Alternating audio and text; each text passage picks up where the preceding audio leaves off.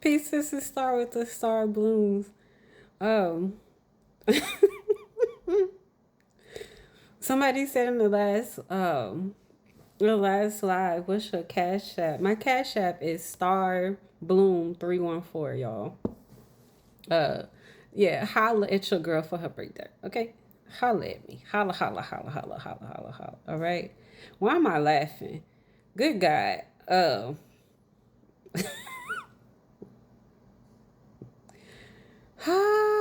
The ancestors is a mess. I literally heard, come in and sit down, wig. Sit down. Anyways, uh, it's the energy. Basically, yeah, it depends on who y'all ancestors are. Okay, my ancestors cut from a different cloth. Okay, all right. Um, I asked for a collective message that would allow us to be at a rate of, yeah, preceding the threshold. And I was sitting with these cards a second ago when I did the other live, and I didn't feel called to them. I kind of just allowed myself to channel. Um,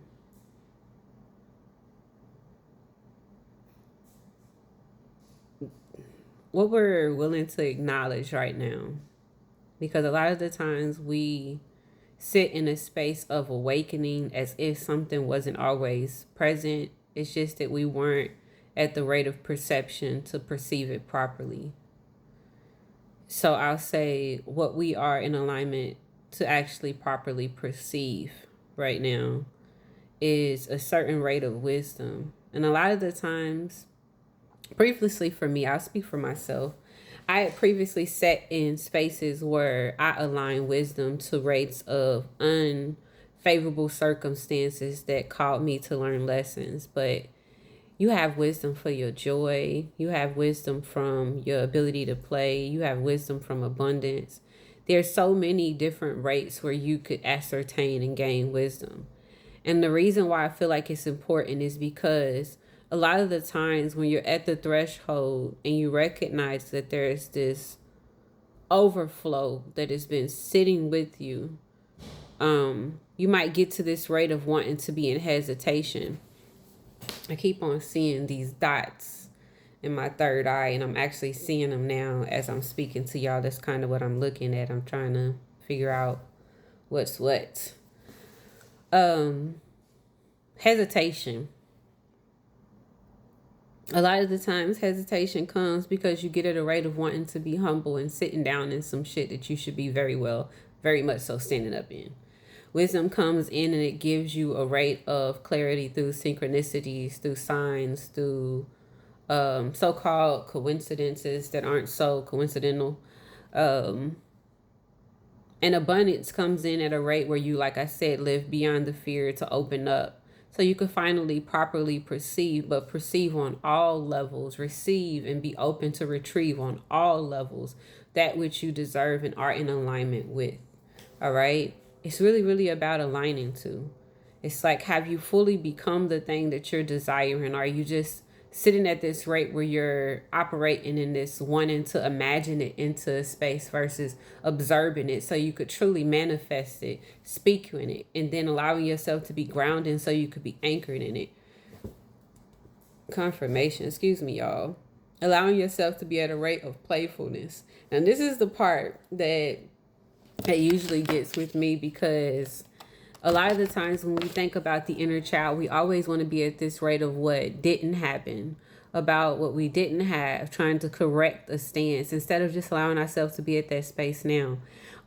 This message came to me, thought process came to me the other day when I witnessed a son and a dad talk, and the father was busy and the son wanted to play. And no matter what the son did, the father basically wanted the son's urgency to basically just have and be present in that moment, to be a posture of his procrastination.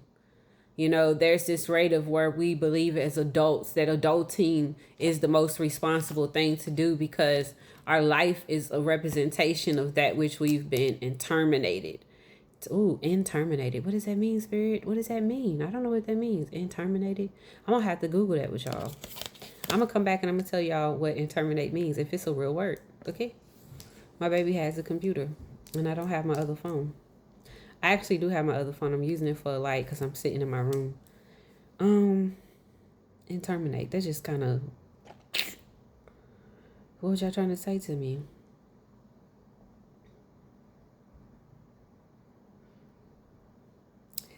When I perceived the guy basically wanting to push the sun off so he could basically do the thing that he had to do, I recognize how many times we take away the things that we can do based off of what we are willing to do because of what and how we have done things. And we don't allow ourselves to be in the truth of what's happening. Some people believe because their life has shown them that you have to do things, you know, things have to be hard or, you know, work hard, or you got to basically get things a certain way. There's only one way to get things. When you open up to a rate within yourself, especially playfulness, you recognize so much is open to you. Like, this world is really, really an oyster. There's so many options I have, but not because I'm confused or I'm in this 7 of cup rate where I'm indecisive, not knowing which way to go or flow, or I'm just greedy and choosy because I want to be able to have this unsteadiness, always wanting to switch and change my mind. It's more so about being able to be at the rate where there's always another way, you know? And I sat with that because I was like, sheesh, I've been that. You know, like, I could give the message, but I had to receive it first. Like, sheesh, I told my daughter, wait, you know, like, hold on, baby. Like, no, this is serious. Let mommy get finished, you know. And I recognize the rate of peace that she sits in is something that is full, you know. Her peace isn't requiring her to basically be bored and fluff, you know. It's rejuvenating. It's breath. It's breathing 10 times over and then recognizing that breath is God. And then that's the rate that I set with that part, because I recognize a lot of the times we're waiting to receive something that's already been present within us. But we have so many things that is without us, but yet we want to hold on to it. We want to carry things that we were never meant to carry. We want to take the weight of responsibility or accountability for things because we believe if we don't, then who will? And we don't recognize how to be in this impeccability space where we're determined and where we have, you know, these routines that we allow ourselves to be in alignment with and that we align to, even in our awakened spaces.